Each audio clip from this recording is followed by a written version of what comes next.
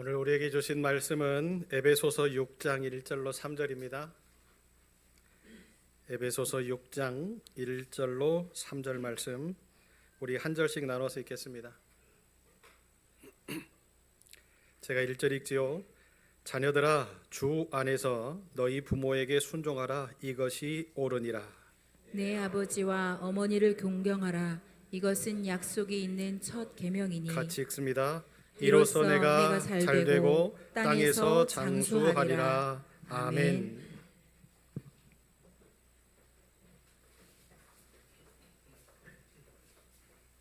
기도합니다. 하나님, 말씀 듣기를 원합니다. 부족한 것 십자가 뒤에 감추시고 하나님의 말씀만 증거하게 하실 때에 함께 예배드리는 아름다운 교회 모든 식구들과 은혜 나누게 하여 주옵소서. 우리 마음속에 근심이 있으면 해결하여 주시고 문제가 있으면 그 모든 문제를 넘어서게 하시고 이 시간 하나님을 굳건하게 믿고 말씀 속에서 답을 찾는 귀한 한 시간 되게 하여 주셔서 세상으로 나아가 승리하게 하여 주옵소서. 예수님 이름으로 기도합니다. 아멘. 어머니를 통한 축복이라는 말씀의 제목입니다. 오늘 본문의 말씀에 보면 자녀들이 부모에게 순종할 것을 이야기를 하고 계시지요. 여러분, 이건 강요가 아니라 하나님의 귀하신 은혜입니다. 그러니까 자녀들에게 어떻게 축복의 길을 걸을 것인가, 또 자녀들이 어떻게 잘 될 것인가, 자녀들이 어떻게 행복하게 살 것인가 하는 것을 하나님이 아시고 어떻게 하시는 거예요? 그 답을 지금 이야기하고 계시는 거죠. 그러니까 자녀된 여러분, 오늘 말씀 속에서 우리가 잘 되고 우리가 복되고 행복하게 살 수 있는 답을 찾는 귀한 한 시간이 되었으면 좋겠습니다. 말씀에 뭐라고 이야기합니까? 자녀들아 주 안에서 너희 부모에게 순종하라. 이것이 옳으니라. 그래서요, 내 아버지와 어머니를 공경하라. 이것이 약속 있는 첫 계명이니 이로써 내가 잘되고 땅에서 장수하리라. 그랬습니다. 여러분, 다시 말하면 하나님이 우리에게 10계명을 주실 때에 제5계명을 뭐라고 우리에게 주시죠? 제5계명을 뭐라고 주십니까? 내 부모를 공경하라 그러잖아요. 왜 하나님이 우리에게 10계명을 주시는데 1에서 4계명까지는 하나님과 우리와의 관계 속에서 이루어져야 될 그 언약의 메시지를 주셨고, 5계명에서부터 10계명까지는 인간과 인간 사이에서 맺어야 될 언약의 약속을 주셨는데, 사람과 사람 사이에서 맺어야 될 언약의 약속 가운데 그 첫 번째 5계명을 왜 내 부모에게 공경하라 하셨을까? 여기에는 놀라운 비밀이 숨어 있다라고 하는 사실을 오늘 본문이 또 이야기를 합니다. 여러분, 자녀됨의 그 모습에서 부모를 공경하고 부모에게 순종한다라고 하는 것만큼 힘든 일이 없을 겁니다. 왜 그렇지요? 부모가 걸어온 시대를 바라보면서 부모님들의 삶이 성공할 수도 있고 부모님들의 삶이 실패할 수도 있잖아요. 그런데 지금은 내 인격적인 모습의 삶을 살아가고 있는 존재이기 때문에 어릴 때는 어쩔 수 없이 부모의 길을 따라가고 부모의 말씀에 순종할 수도 있어요. 그런데 장성해서 인격적인 사람이 되어지면 점점점 부모의 말씀보다 무엇이 더 우선순위가 될까요? 내 생각, 내 판단, 내 계획, 내 경험이 우선순위가 될 수 있기 때문에 그렇습니다. 거기에다가 부모에 대한 그 어떤 생각이 부정적인 모습들을 가지고 있다고 한다면 그 자녀들은 더더군다나 부모님들의 말씀에 순종하지 못하고 부모님들의 삶을 따라가지 않으려고 할 겁니다. 그래서 오늘 말씀을 통해서 저는 자녀들의 이 인식을 좀 깼으면 좋겠고 자녀된 우리들의 생각을 바꿨으면 좋겠다 하는 마음들을 가져서 몇 가지의 이야기를 드려보려고 합니다. 자녀들이 오늘 이 말씀을 들을 때 이런 생각을 할 수 있고 이런 말을 할 수가 있을 거예요. 아니, 우리 아빠가, 우리 엄마가 또 그렇게 본받을 만한 삶을 살고 또 인정할 만한 삶을 살아야 내가 공경할 것 아니고 효도할 것 아니겠습니까? 라고 이렇게 반문할 수도 있을 거예요.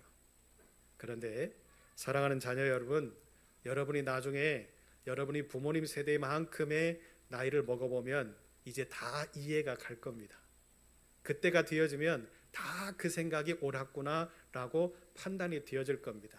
그때가 되어지면 어떻게 후회합니까? 아마 저처럼 후회할 수 있을 거예요. 뒤를 뒤돌아보고 이제 어느 정도 연륜이 쌓이고 무언가 갖춰진 삶을 살고 그래서 내 부모에게 효도하려고 하고 내 부모와 즐거운 것을 먹으려고 하고 먼 곳에 가서 좋은 것들을 바라보며 여행을 하려고 하는데 내 부모님들은 내 곁에 계시지 않고 아니 내 곁에 계셔도 연세가 많아서 무언가 진수성찬을 차려놔도 드시는 음식이 적어지고 어딘가 먼 곳을 여행을 가려고 해도 힘들어서 여행을 가지 못하는 아무리 고급 세단의 자가용을 가지고 부모님을 모시고 가려고 해도 힘드셔서 어디를 갈 수 없는 그런 연세가 뒤어지는 상황 속에서 많은 후회가 있을 수 있으니 지금부터 잘할 수 있는 우리 자녀들 되셨으면 좋겠습니다.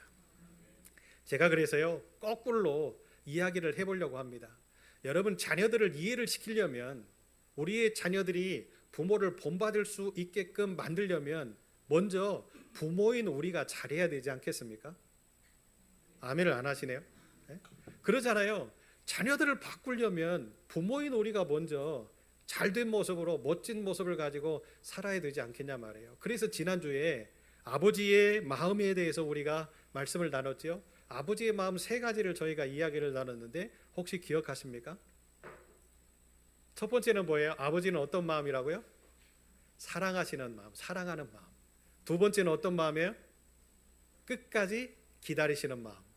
세 번째는 어떤 마음이에요? 용서하시는 마음. 아멘. 네, 벌써 다 잊으셨죠? 제가 한 달 후에 다시 이 본문을 가지고 설교를 해도 여러분은 모른 척 하실 수도 있어요. 그런데 듣다 보면 다 생각이 나잖아요. 그렇죠?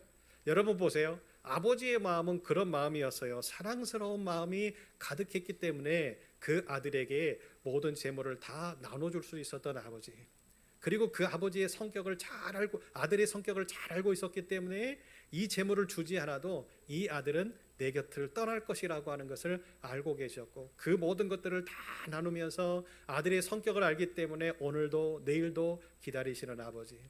그 아들이 허랑방탕하게 그 재물을 다 써버리고 아무것도 없이 돌아올 것이라는 것을 알고 계시면서도 용서하시는 아버지.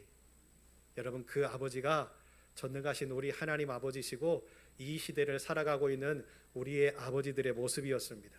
자 그렇다고 한다면 오늘 우리들의 어머니의 모습을 우리들이 한번 바라봐야 될 텐데 자 어머니의 모습을 바라본다 하니까 우리 집사님들 권사님들이 긴장하시는 것 같은데요. 네. 어머니의 모습을 한번 우리들이 살펴봐야 될 텐데 과연 내 자녀들이 어머니의 모습에서 어떤 것을 인정해주고 어떤 것을 본받고 싶고 아 이런 어머니라고 한다면 그 어머니의 말씀에 순종하고 싶은 마음이 들까? 그래서 제가요 오늘 어머니를 통해서 축복하시는 하나님의 그 어떠한 크신 사랑을 성경 속에서 찾아서 제가 몇 가지로 요약하고 정리를 해봤어요. 이런 멋진 어머니가 되실 때에 이런 능력의 어머니가 되실 때에 이런 기쁨의 어머니가 되실 때에 그 어머니의 애절한 기도를 통해서 우리의 자녀들이 그 어머니의 헌신적인 삶을 통해서 우리의 자녀들이 행복의 길을 걸어갈 수 있다고 한다면 나는 기꺼이 그런 어머니가 되겠습니다 하는 믿음의 결단이 있는 귀한 한 시간 되셨으면 좋겠습니다. 성경에 사건이 하나가 등장합니다. 우리가 너무나 잘 아는 사건인데 그 사건은 뭐냐? 장자권을 도둑질하는 야곱의 이야기가 우리 성경 속에 등장을 하지요. 창세기 27장에 보면 이제 이삭이 나이가 많이 들었습니다. 나이가 많이 들어서 이제 어떻게 합니까? 이제 장자의 고난을 그 아들 누구에게 물려주려고 그래요? 이삭의 첫 번째 아들이 누굽니까? 에서잖아요. 에서에게 이 장자의 축복의 권한을 물려주려고 에서를 부릅니다. 에서야, 너가 사냥을 해서 진미를 만들어 가지고 나를 좀 기쁘게 해다오. 그리고 난 다음에 내가 너를 축복하게 했으면 좋겠구나 라는 이야기를 지금 이삭이 에서에게 하는데 그 이야기를 누가 듣습니까? 그의 어머니 리브가가 들어요. 리브가가 그 이야기를 듣고는 어떻게 합니까? 부랴부랴 그 에서의 동생 야곱을 부릅니다. 야곱을 불러서 어떻게 이야기를 합니까? 야, 내가 네 아버지가 네 형에게 하는 이야기를 들었어. 그러니까 지금부터 너는 엄마의 이야기를 잘 들어야 돼 하면서 이 이야기가 시작됩니다. 여러분 어떻게 보면 우리는 이 이야기의 주인공이 야곱이라고 생각하잖아요. 에서와 야곱의 이야기이기 때문에 야곱이라고 생각합니다. 그러면서 이제 이 이야기의 핵심부로 들어갈 때 누구의 행동에 집중합니까? 야곱의 행동에 집중합니다. 야곱이 어떻게 장자의 축복의 권한을 얻지요? 팥죽 한 그릇에 형 에서에게 장자의 권한을 팔고 그 장자의 축복을 얻었어요. 그리고는 형 에서가 이제 화딱지가 나서 죽이려고 하니까 도망간 야곱. 우리는 이렇게 생각하면서 이 이야기에 그 줄거리를 따라갈 때에 누구의 발자취를 따라갔어요? 야곱의 발자취를 따라갔어요. 그런데 오늘은요, 이 야곱이 그런 행동을 하기까지 또 야곱이 이런 어떤 행동을 할 수밖에 없었던 그 원인을 한번 찾아서 깊숙이 그 속으로 한번 들어가 보고 싶은데, 오늘 본문의 핵심의 키워드는 바로 그의 어머니 리브가입니다. 자, 그러면 여러분, 리브가의 인생을 우리들이 한번 찾아가 봐야 되지 않겠습니까? 리브가는 어떤 여인이었을까? 리브가는 누구의 부인이죠? 우리가 다 알잖아요. 이삭의 부인이죠. 자, 이삭의 부인인데 리브가가 이삭과 결혼을 할 때 이삭의 나이가 몇 세였습니까? 이삭의 나이가 몇 세였죠? 이삭이 몇 세 때 결혼을 해요? 40세에 결혼을 해요. 다 아시는데도 모르는 척 이렇게 하시는 표정은 뭐죠? 그리고 나서 결혼을 하고 난 다음에 지금 그 이삭이 에서와 야곱을 얻게 되어지는 나이가 몇 세죠? 큰일인데요. 이거 방송에 나가면 우리 교인들 성경의 이 어떤 그 부분이 탄로가 날까봐 제가 이야기를 해야 되겠는데, 그죠? 이삭이 에서와 야곱을 낳을 때의 나이가 60세입니다. 그러면 몇 년의 시간이 남아있지요? 20년의 시간이 남아있지요. 리브가는 어떤 사람이었느냐? 고난을 겪고 있는 사람이었어요. 고난 중에 있는 여인이었어요. 생각해 보세요. 결혼을 했는데 20년 동안 아이가 없어요. 얼마나 힘들었을까요? 그런데 이 힘듦이 더 큰 배가의 힘듦이었던 것을 우리는 너무나 잘 알지요. 아브라함이 이삭을 낳기까지의 그 과정을 우리는 너무나 잘 알잖아요. 75세에 아브라함을 하나님이 부르시죠. 부르신 다음에 이삭을 몇 세에 낳아요? 100세에 낳아요. 아브라함이 결혼을 언제 했는지에 대한 그 성경적인 근거는 없습니다. 그런데 75세에 불러서 지금 이제 갈대아 우르를 떠날 때에 그의 나이가 75세였는데 이미 그는 혼인을 하고 있었잖아요. 75세에 이제 하나님의 부르심을 받고 100세에 이삭을 낳을 때까지 25년이라고 하는 공백기가 있었잖아요. 그러다 보니까 리브가의 시어머니와 시아버지는 25년이라고 하는 공백기 기간 동안에 아이를 얻지 못해서 힘들어했단 말이에요. 괴로워했단 말이에요. 그런데 내 아들 이삭이 결혼을 했는데 20년 동안 아이가 없어요. 그의 시아버지와 그의 시어머니는 어떤 마음이었을까요? 얘야, 나도 25년 동안 아이가 없었어. 걱정하지 마. 이런 마음이었을까요? 그 시대에는 여러분, 아브라함이 아들이 없어서 고통당하고 힘들어하고 하나님 앞에 번민을 토로했었던 이유가 뭐예요? 그 아들은 내 인생의 대를 이을 수 있는 그 재산과 같은 그 존재잖아요. 아들이 있다라고 하는 것이 그만큼 이 가문에는 행복이었고 기쁨이었단 말이죠. 그런데 아브라함도 그렇게 어렵게 힘들게 아들을 얻었는데 그 아들 이삭도 20년이라는 기간 동안에 아이가 없다라고 하는 것, 여러분 얼마나 이 리브가가 고통 중에 살았을까요? 부모님 눈치도 봐야 될 거고, 남편 또 눈치도 봐야 될 거고, 또 삶의 모습들은 아무리 풍족한 것이 많이 있다고 할지라도 모든 것이 손에 잡혔겠어요? 리브가의 모든 생각은 어디에 가 있었을까요? 왜 나에게 아들이 없지? 왜 하나님은 나에게 아들을 주시지 않지? 왜 하나님은 내 인생을 이렇게 힘들게 만들지? 고통스럽고 원망스럽고 탄식스럽지 않았겠습니까? 그런데요, 신기하고 놀라운 반전이 있습니다. 그게 무슨 반전이냐? 이런 어려움과 고난의 20년의 긴 시간을 살면서도 이 딸은 절대로 하나님을 놓치지 않습니다.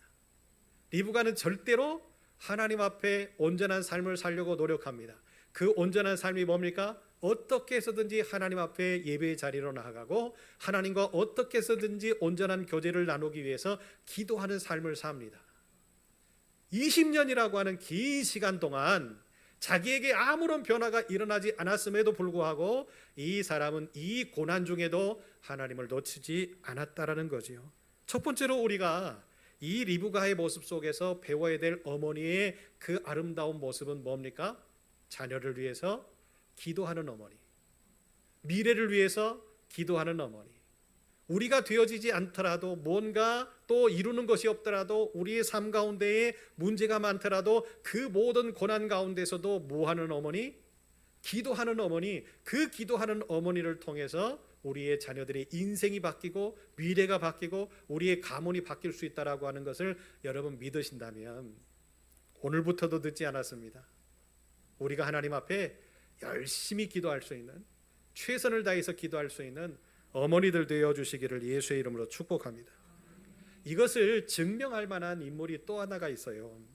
열왕기상에 보면 17장에 보면 누가 나옵니까?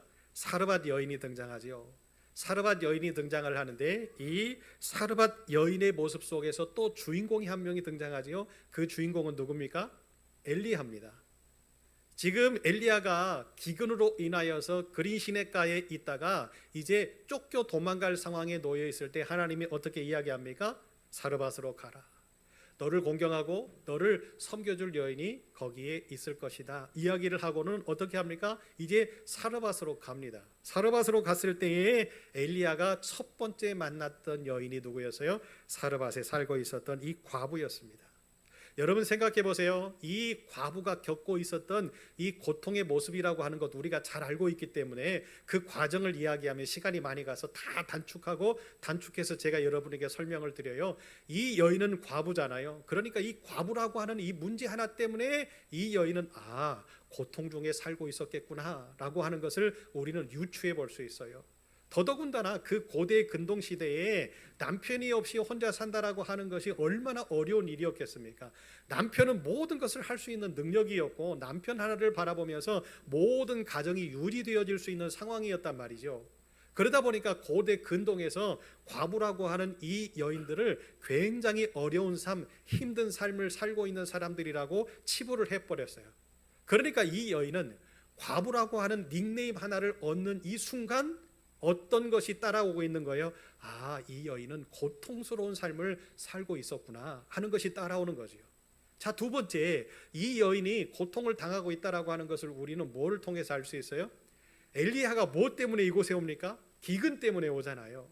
기근 때문에 피할 길을 찾아서 이곳에 오잖아요. 아니나 다를까 이 여인도 지금 뭐 때문에 고통 중에 있지요? 기근 때문에 고통 중에 있어요.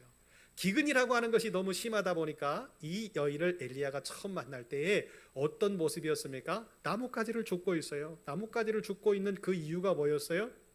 이 여인에게는 지금 이렇게 떡을 하나 만들 수밖에 없는 밀가루 조금밖에 안 남았고 이 밀가루를 떡으로 구울 수 있는 기름 몇만큼밖에 조금밖에 남지 않은 그런 상황에 놓여 있었잖아요. 그러니까 이 여인이 먹을 수 있는 음식거리가 풍족하지 않았다라는 거예요. 뭐 때문에? 기근 때문에. 그리고는 이 여인이 어떻게 합니까? 이 마지막 떡을 자기의 아들과 먹고 우리가 죽어야 되겠다. 죽음을 준비하고 있었기 때문에 이 여인은 얼마나 그 고통이 컸을까 하는 것을 우리는 유추해 볼 수 있지요. 또한 세 번째, 그 여인은 고난 가운데 처해 있습니다. 어떤 고난 가운데 처해 있습니까? 지금 종교가 바꿔져야 될 절체절명의 위기에 처해 있는 거예요.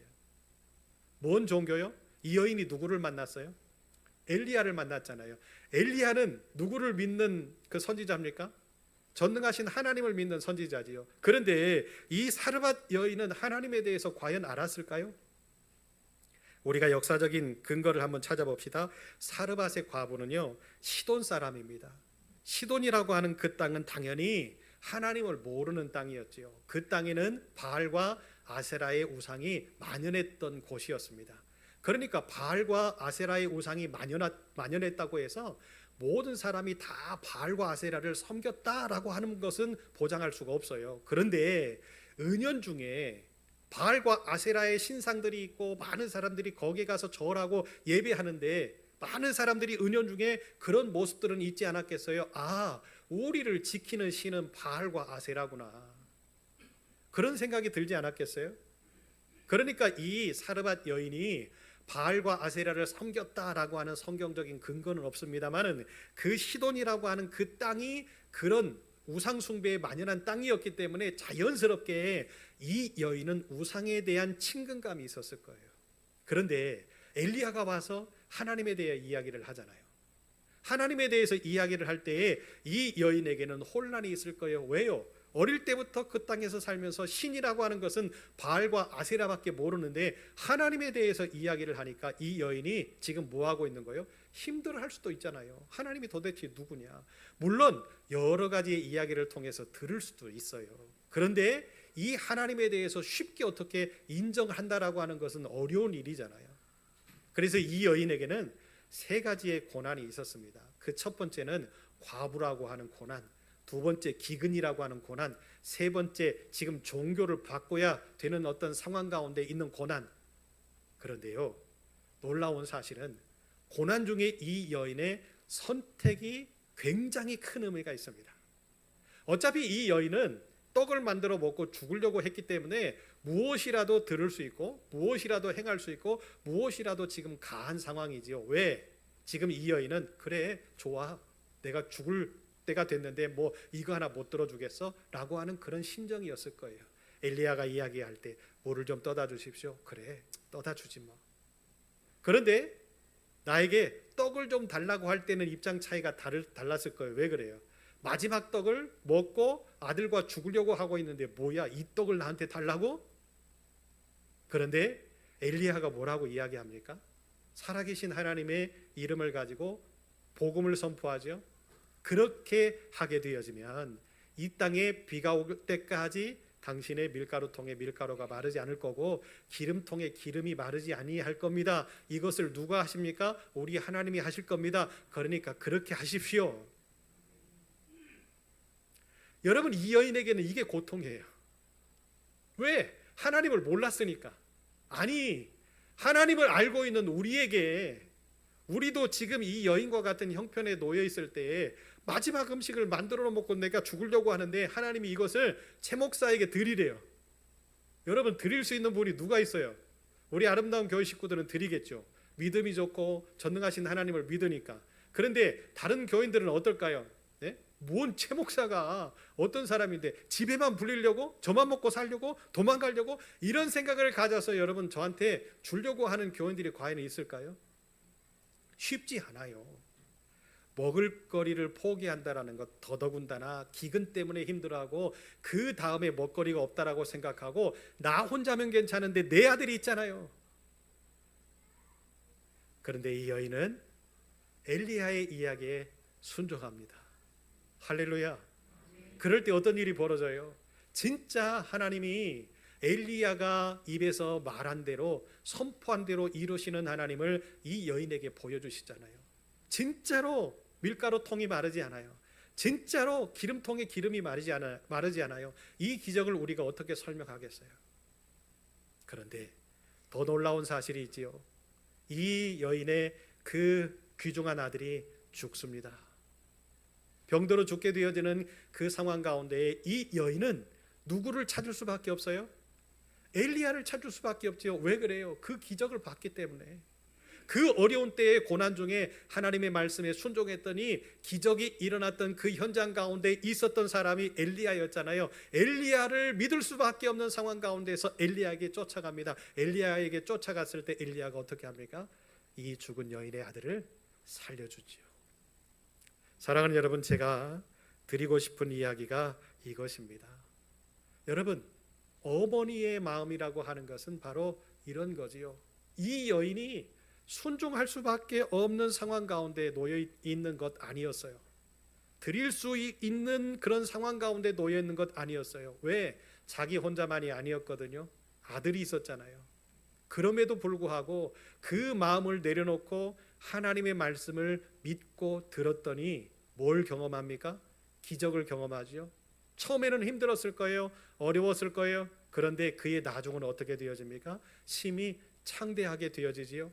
아들이 죽었지만 그 죽은 아들을 살리게 되어지는 은혜를 경험하게 되어지지요. 어머니의 결단 한 번이 이렇게 놀라운 역사를 만들어낸다라고 하는 것을 성경이 오늘 우리에게 증명하고 있잖아요. 그렇다고 한다면 여러분, 이 시대를 살고 있는 우리의 어머니들은 어떻습니까? 다 힘들잖아요. 예전에 우리 자녀들 꼬맹이 시절에 그 꼬맹이들을 먹여 살리느라고 여러분 허리 한번 펴지 못하고 일하셨던 부모님들이 얼마나 많습니까? 그리고는 모든 일들 다 하고 와서 집안일을 다 하고 밥 먹여서 먹이고 애들 다 씻기고 옷 입히고 그러면서 그 아이들이 장성할 때까지 다 뒷바라지 했던 분들이 누굽니까? 우리 어머님들이잖아요. 그렇지요? 그런데 우리 자녀들이 그 수고로움을 알아줍니까? 우리 자녀들이 이제 다 커서 장성해서 이제 결혼해서 나갔는데 전화도 가끔씩 생각날 쯤 되면 가끔씩 그러지요? 저것을 내가 왜 낳았을까? 이런 생각을 하실 수도 있을 거예요. 그런데 여러분, 제가 꼭 드리고 싶은 말씀이 있습니다. 그게 뭐냐? 내 자녀들이 나에게 전화를 하지 않아도, 내 자녀들이 지금은 효도를 하지 않는 것처럼 보여도, 내 자녀들이 하나님께 나아가서 예배를 드리지 않는 것처럼 보여도 언제 저것들이 믿음이 회복되어져서 하나님 앞에 나아갈까 탄식하고 원망하지 마시고 우리의 상황을 바꾸시고 내 형편을 바꾸시고 내 목적을 바꾸시고 아멘. 어떻게 해요? 리브가처럼 여러분 고난 가운데 20년이에요. 20년. 그래도 하나님을 믿고 의지하고 기도하는 어머니가 되십시오. 이 사르밧 여인처럼 진짜 어렵고 힘든 상황 가운데에서 이 어려운 결정을 해야 되는 이 찰나에 하나님께 묻는 믿음의 어머니들이 좀 되어 주십시오. 하나님, 이런 어려운 상황인데, 우리의 자녀들이 이렇게 힘든 상황인데 어떻게 하면 좋을까요? 하나님께 성전에 나와서 우리의 자녀들을 위하여, 우리의 자손들을 위하여 기도하는 어머니, 기도하는 할머니가 되어 주십시오. 그 기도를 통해서 여러분 우리의 자녀들은 변화됩니다. 두 번째로는요, 리브가가 왜 그 아버지의 장자권을 야곱에게 주려고 했을까? 거기에는 이유가 있잖아요. 우리가 잘 아는 이유가 있죠. 창세기 25장에 보면 이제 20년 만에 리브가가 잉태를 합니다.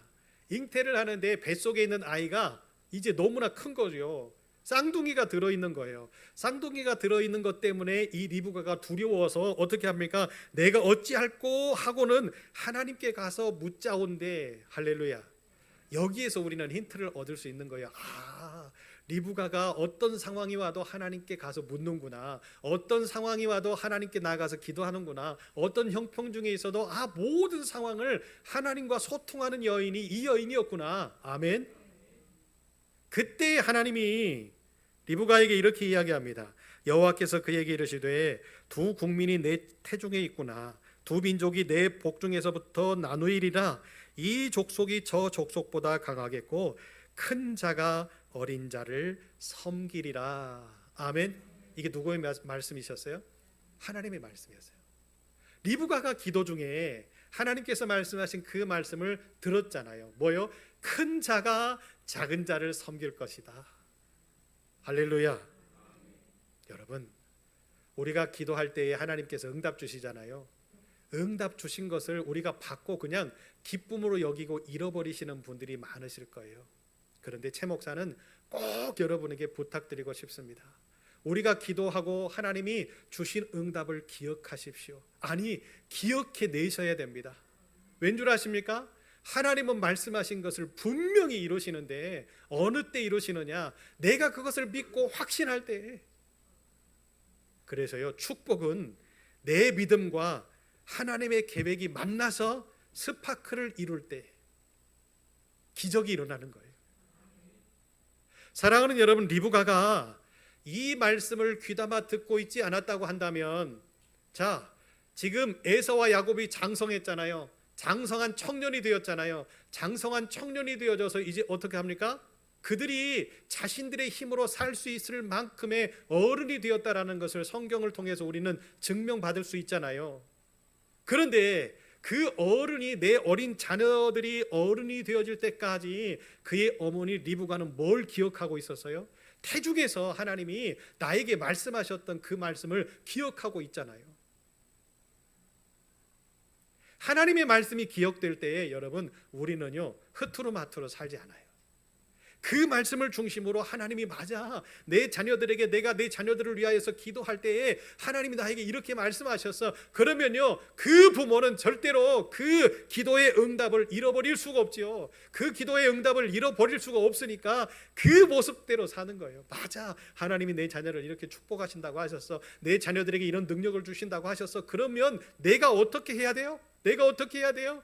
그것을 이루기 위해서 내 자녀들에게 서포터가 되어지고, 내 자녀들에게 힘을 더해주고, 내 자녀들을 위해서 기도해주고, 곁길로 갈 때는 내 자녀들을 책망하면서까지도 하나님의 품속으로 들어오게끔. 왜요? 하나님이 주신 응답이 있잖아요. 그래서 리브가는 하나님의 말씀을 믿고 있었어요. 왜? 하나님은 진실된 분이고 거짓이 없으신 분이고 그의 계획하신 모든 것은 이뤄내시는 분이라고 하는 것을 이 여인은 알고 있었기 때문에 그렇습니다. 그래서 야곱이 장자의 축복을 얻기를 이 리브가는 바라고 있었지요. 기다리고 있었지요. 사랑하는 여러분, 하나님의 계획은 신묘막측하십니다. 맞아요. 그런데 그 신묘막측하신 그 계획을 누구를 통해서 이루시던가요? 사람을 통해서 이루시잖아요. 그러면 어떤 사람을 통해서 이루실까요? 하나님의 그 계획을 기억하고 있는 사람, 하나님의 그 목적하심을 신뢰하고 있는 사람, 그 하나님이 분명히 이룰 것이라고 하는 것을 확실하게 믿고 있는 사람. 그렇다고 한다면 그 하나님을 믿는 사람들의 모습은 어떨까요? 달라지지 않을 거예요. 나는 이 하나님을 믿고 이 하나님의 능력을 믿고 이 하나님의 계획을 믿기 때문에 절대로 나는 하나님을 벗어나지 않을 거야. 절대로 하나님을 놓치지 않을 거야. 할렐루야. 제가 부목사를 할 때 목동 산돌교회, 목동 오거리에 있는 교회인데 거기서 부목사를 할 때 이야기입니다. 분당에서 살고 계시는 권사님이 교회를 오세요. 지하철을 타고. 그러면 분당에서 지하철을 타고 오려면 거의 어느 때는 3번을 갈아타고 2번을 갈아타고 오셔야 돼요. 그러면 오시는데 1시간 40분, 3번을 갈아타면 2시간이 걸려요. 2시간이 걸려서 오셔서 1시간 예배를 드리고 이제 또 2시간을 거쳐서 가셔야 돼요. 그 분당이 제 교구였어요. 그러다 보니까 권사님의 삶을 너무나 잘 알지요. 그런데 어느 날 어떤 부목사가 궁금했는지, 자기 교구가 아니니까 궁금했는지 권사님께 물어봤대요. 권사님, 가까운 교회 가셔서 예배를 드리시지 이렇게 5시간이잖아요. 오는데 2시간, 예배 드리는데 1시간, 가는데 2시간, 5시간이라고 하는 시간을 들여서 하나님 앞에 예배를 드리러 오시네요. 참 대단하십니다 라고 물어봤대요. 그때는 그냥 삥긋이 웃으셨대요. 그러면서 성경 공부를 하는데 그 이야기를 하셔요. 그러면서 그 이야기에 대한 그 부분들을 풀어서 이야기를 하시는데 너무나 감동이었어요. 그 감동이 뭐였냐? 우리 어머니가 내가 어릴 때부터 이렇게 기도하셨어요. 근데 그때는 몰랐어요.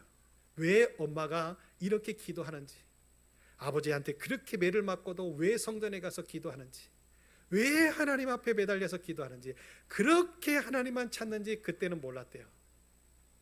그런데 내가 어른이 되고 엄마가 되어보고 아이들을 키워보고 너무 힘들고 울을 때가 한두 번이 아니었고, 그러다 보니까 내 마음속에는 어머니의 기도가 있고, 우리 엄마가 이렇게 힘들 때 기도했어, 우리 엄마가 이렇게 어려울 때 기도했어, 우리 엄마가 내가 넘어지고 쓰러지고 자빠지고 모든 것을 포기하고 싶을 때 기도했어. 맞아, 우리 엄마가 그렇게 기도했지. 그리고 났더니 엄마가 안 계시더래요. 나를 위해서 기도해 주실 분이 안 계시더래요.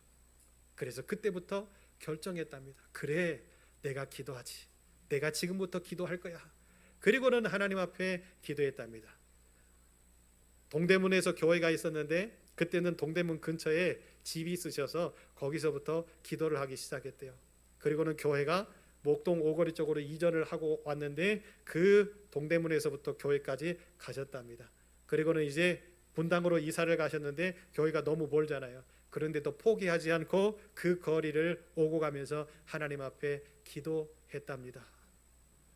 하나님, 내 어머니의 기도를 들으셔서 나를 이렇게 평안하게 하신 하나님, 내 자녀들을 내가 축복하며 이렇게 하나님께 기도합니다. 지금 큰 딸은 서울대 의사가 되어 있고요.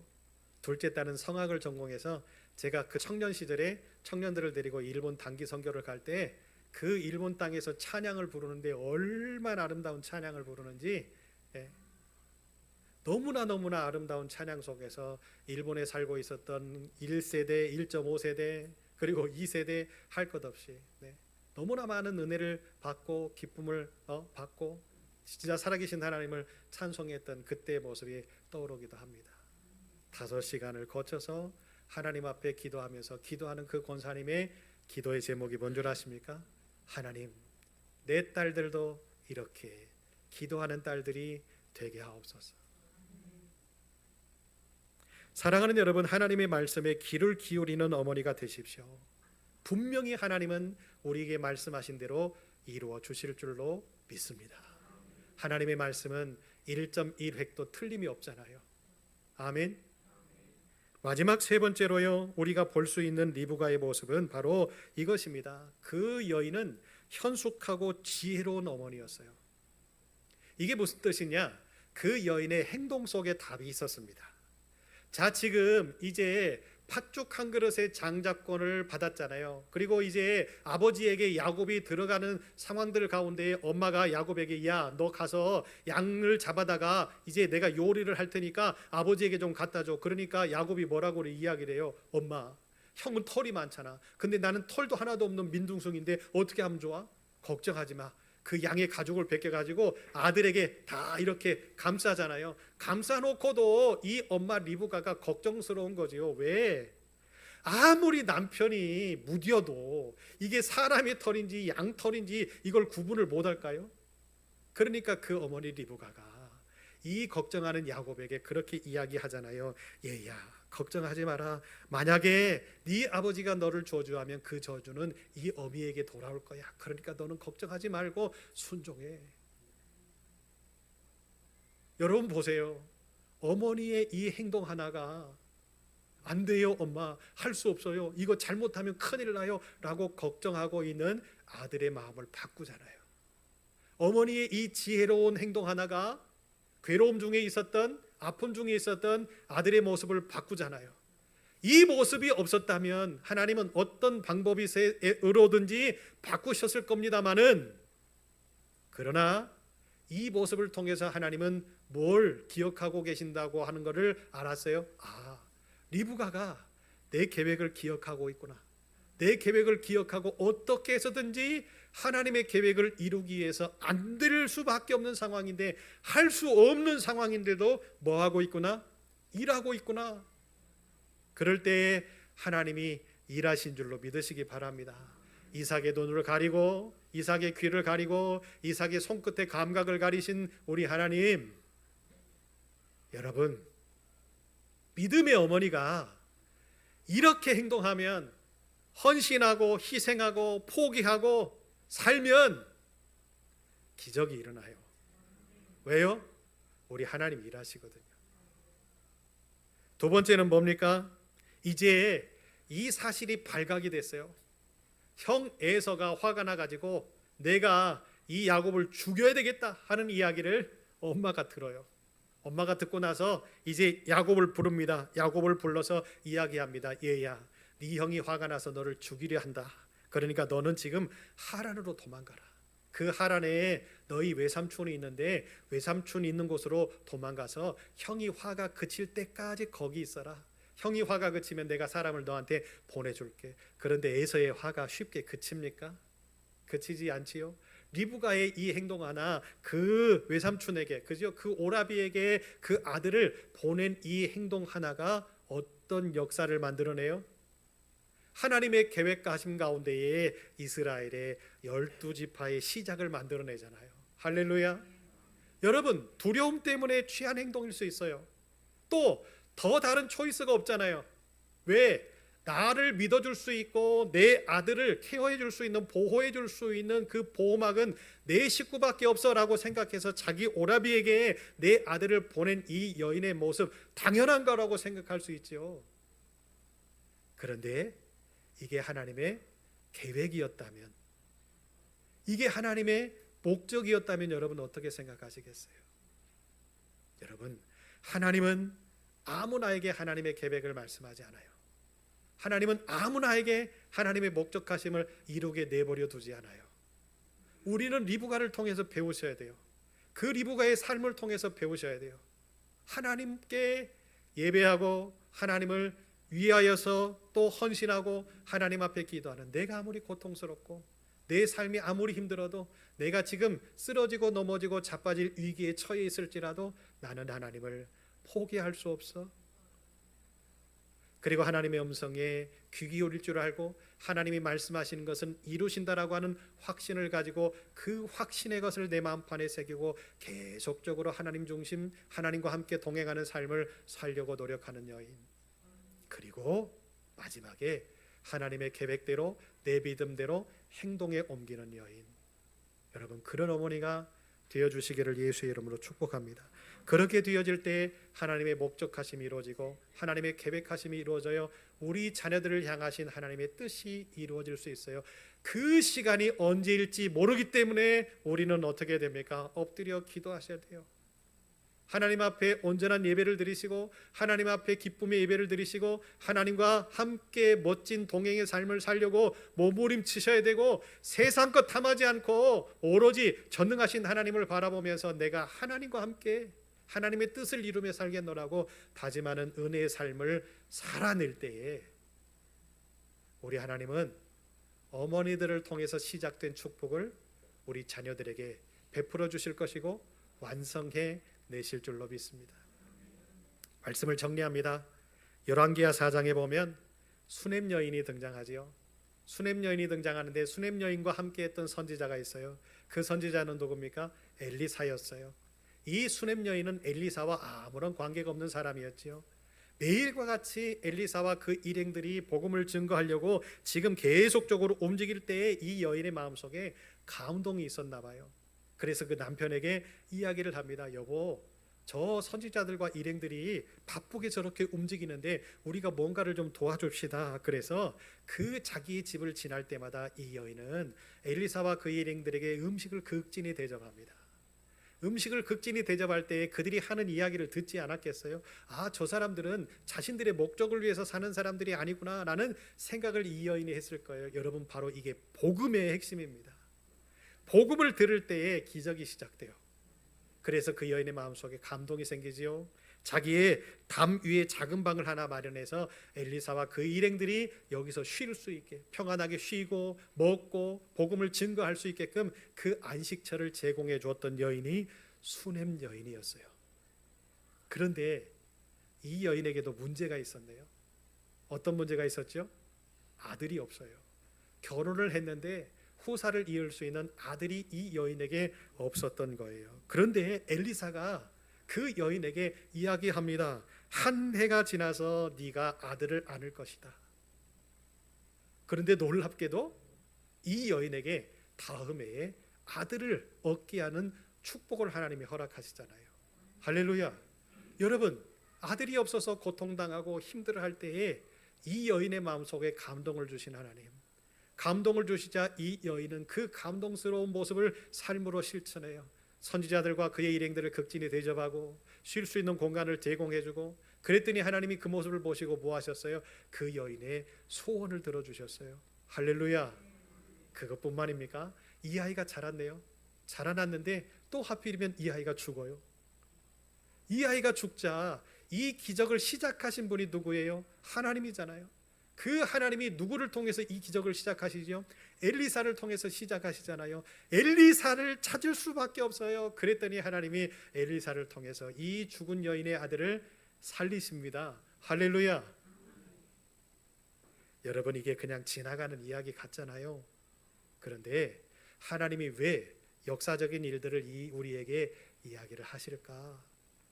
어머니를 통해서 시작되는 기적, 여러분 극진히 대접하십시오. 극진히 섬기십시오. 물론 채 목사를 극진히 섬기고 대접하라는 게 아니에요. 물론 저도 포함될 수 있겠죠. 우리 교인들, 우리 식구들, 또 목사님들, 선교사님들 아멘할 때까지 하고 싶은데, 또 우리 아이들, 또 우리가 보호해주고 우리 마음속에 감동이 있는 분들을 위해서 여러분 극진히 나누고 베풀고 섬기십시오. 그렇게 되어질 때에 여러분, 하나님은 우리의 문제를 아시고 그 문제의 해답을 가지고 계시는 하나님이 우리에게 해답을 주실 때에 우리의 모든 문제가 시원케 해결되게 될 줄로 믿습니다. 말씀을 마칩니다. 자녀들 때문에 염려하지 않는 어머니 없지요. 가지 많은 나무에 바람 잘 날 없다고. 자녀들이 많으면 많을수록 고난이 많아지고 또 힘듦이 많아지고 또 아픔도 많아지고 그렇지요. 오늘 이 시간 이 말씀을 통해서 여러분의 고민이 다 해결되어지시기를 예수의 이름으로 축복합니다. 하나님은 어머니를 통해서 축복을 시작하십니다. 그 축복이 우리의 자녀들과 자손들에게 이어지기까지 오늘 말씀을 통해서 우리에게 주신 결단, 그 믿음, 그 확신 놓치지 마시고 잃어버리지 마시고 오늘부터 꾸준히 실천하는 아름다운 교회와 아름다운 교회 모든 식구들과 우리 어머니들 될 때에 여러분을 통해서 우리 다음 세대의 미래가 아름답게 될 줄로 믿습니다. 그 복을 누리는 우리 모두 되시기를 예수의 이름으로 축복합니다. 하나님, 힘들고 어려운 중에도 희생한 내 어머니를 생각하고 그 어머니를 기억하고 또 나도 그와 같은 어머니가 되기를 소망하는 우리의 고백이 여기 있습니다. 우리의 헌신이 여기 있습니다. 우리의 결단이 여기 있습니다. 하나님의 복을 이루시고 하나님의 기적을 이루시고 그 모든 것을 완성하실 때에 하나님 감사합니다. 감격할 수 있는 우리 모든 어머니들과 아름다운 교회 모든 식구들 되게 하옵소서. 예수님 이름으로 기도합니다. 아멘.